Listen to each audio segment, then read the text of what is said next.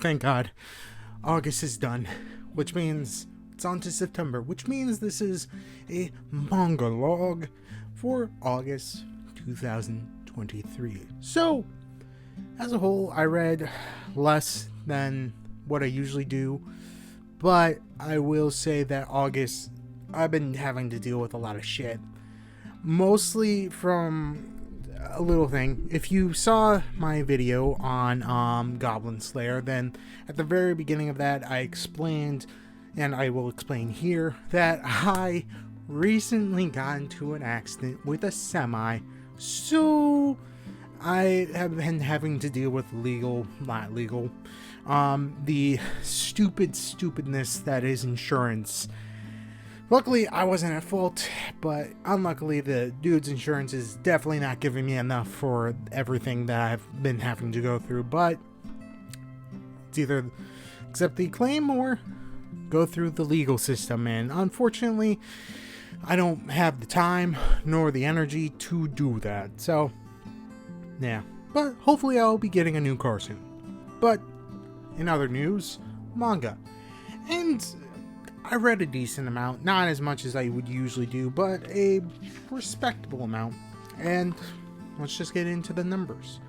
So, I read 28 volumes of manga, 0 comics, and I finished 3 series. So, all in all, roughly about the same as, I think it was August, maybe?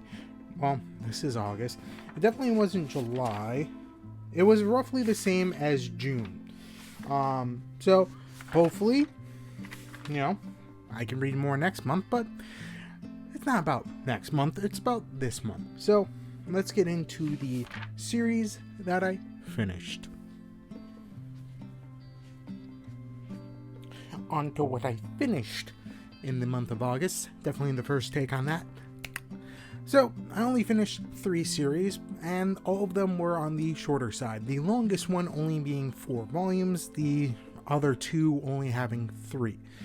So, let's get into the first one, which was also the longest one at 4. And that would be Donuts Under a Crescent Moon.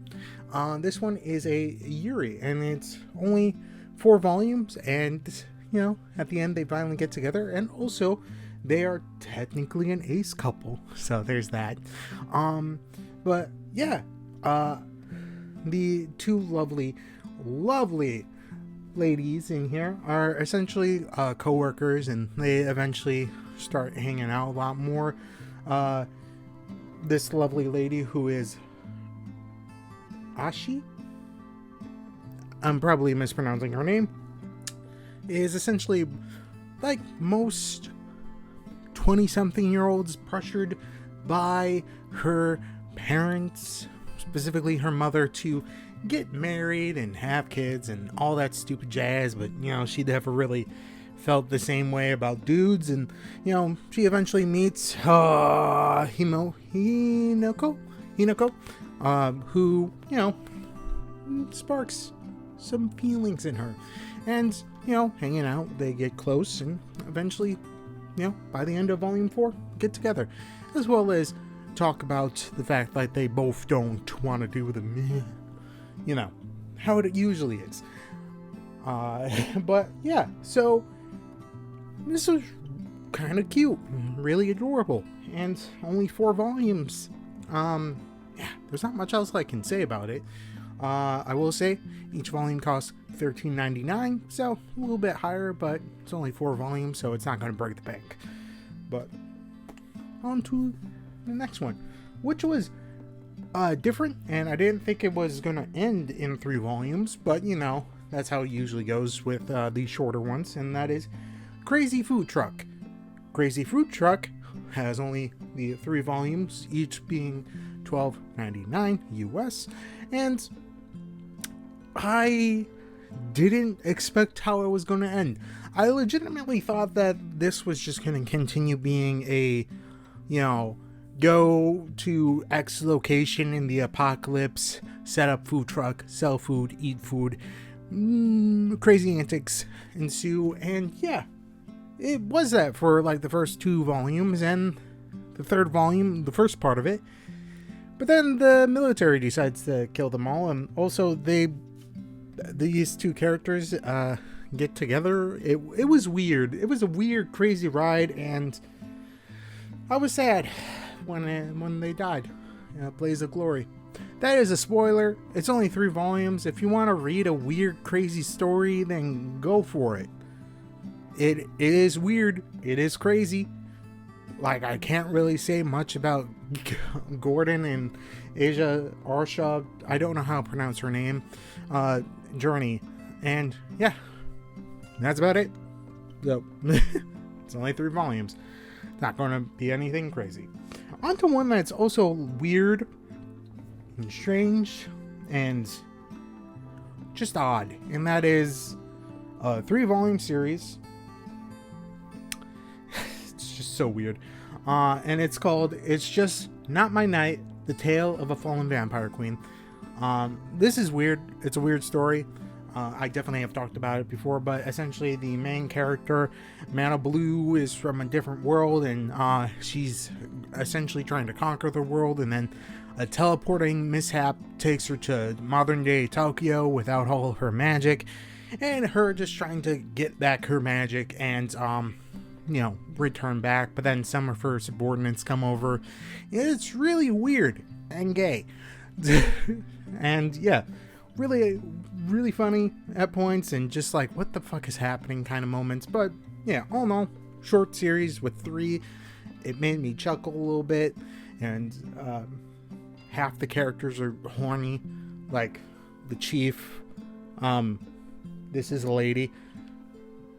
And also, the funny thing about this cover, the mangaka was asked, like, oh, you could put anyone on the front. She's just like, I'll put the chief. And they're like, what? And she's like, I'll do it. And then I think the first time I saw that, I was like, oh, this is a dude. Quick glance, and no, this is a lady.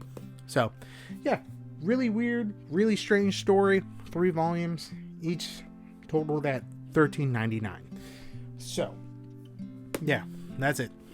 These are the 3 that I finished. They're really short. They tell weird story. Well, 2 of them tell a weird story, and 1 tells a very heartfelt story. So, yeah, that's it. On to, I think I started some series this month. Yeah, I did. On to that. Alright, on to the 3 that I started on the month, because there was only 3, just like how many I finished. So, first up on the block is one that I randomly selected, like I usually do with half the shit in my collection, and that is The Great Cleric. So, it's an isekai, but essentially, it's about this dude who is just really trying to get to the top of the corporate ladder and be, the best salary man that he can in Japan. He dies. And then he gets reincarnated and takes on the name of Luciel, I think. And he is, able to select his shit, selects being a cleric, and is now trying to just become the greatest cleric that he can.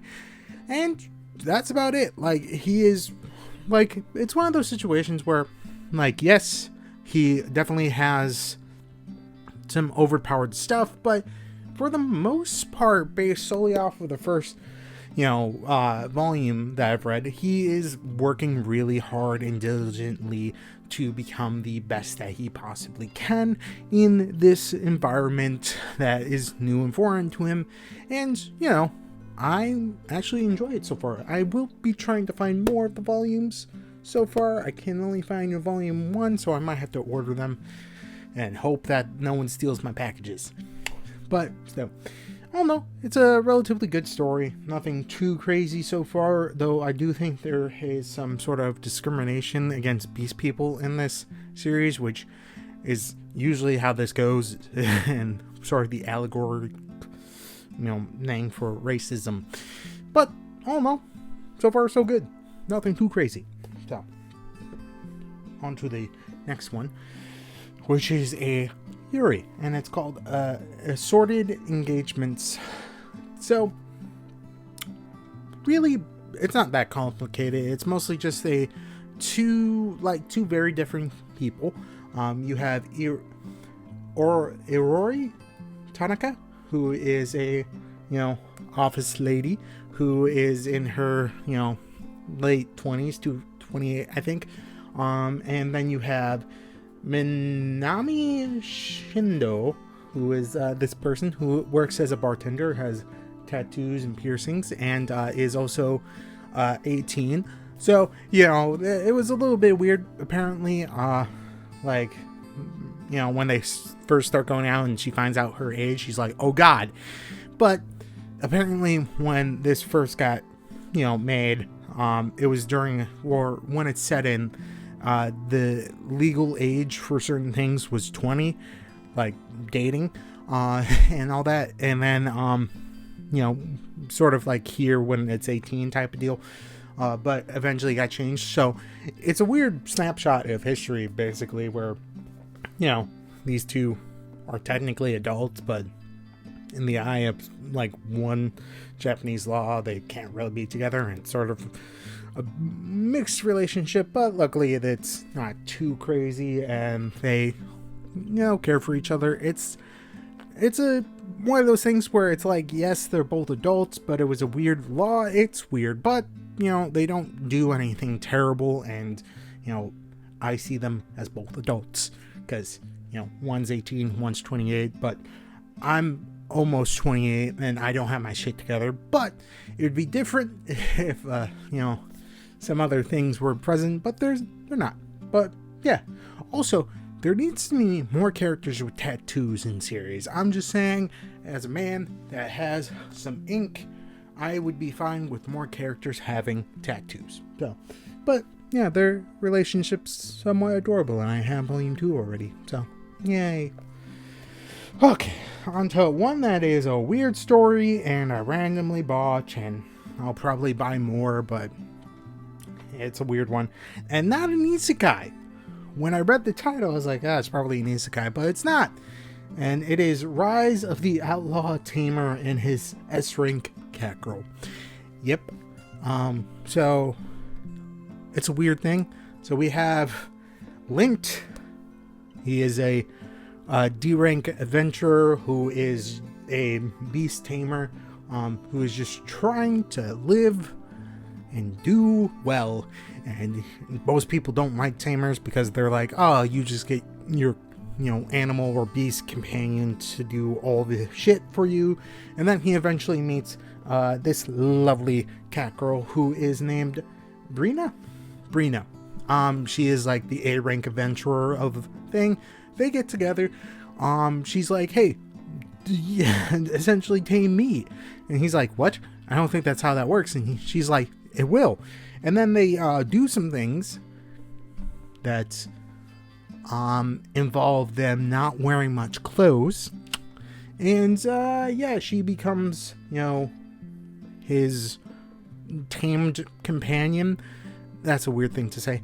And essentially they just rise through the ranks faster. Well, he rises through the ranks faster. She was already high in the ranks, and yeah, it's a weird story, and that's it. Like, it's not very complex. It's one of those stories that is definitely for horny teens. So, yeah, not much to say about that. Those are the 3 that I started. So, on to talking about life in general, but no, I mean finishing the video. So, yeah, that's the end of this manga log. August fucking sucked. I hope September will be slightly better for me. I'm getting older in September. I'm going to be turning 28. Most days I feel like 58, but, somehow I made it. Well, I shouldn't say I've made it. It's very close to a year. But, I've almost made it a year. And, either though a semi tried to knock me off the road, I'm still kicking. My car's not, but I am. So, hopefully, September will be a little bit better. And, next year will be somewhat better than this year. Hopefully, I will be out of this apartment. I'm going to try my damnedest, especially now that I now have to make a car payment, which I wasn't planning on doing. And yeah, so stay safe out there. Dodge semis on the highway. Watch out for them. They'll come out of nowhere. They sneak up on you when you're just vibing. And, just stay home. Read manga. It's safer, hopefully. Turn up the air conditioning. It's still fucking hot, but luckily the temperature is dropping. So, that's it. Stay safe out there. Read some manga. Play some video games. Do whatever. Bye.